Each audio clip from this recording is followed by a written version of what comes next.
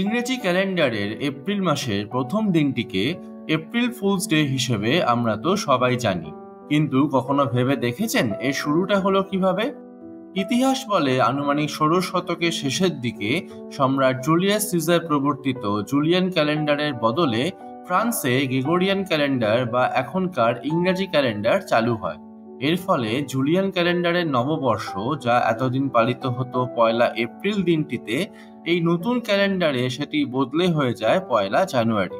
তবে ফ্রান্সের সব জায়গার মানুষ এই নতুন ক্যালেন্ডারে অভ্যস্ত না হওয়ায় তারা সেই পুরনো নিয়মেই পয়লা এপ্রিল নববর্ষ পালন করেন।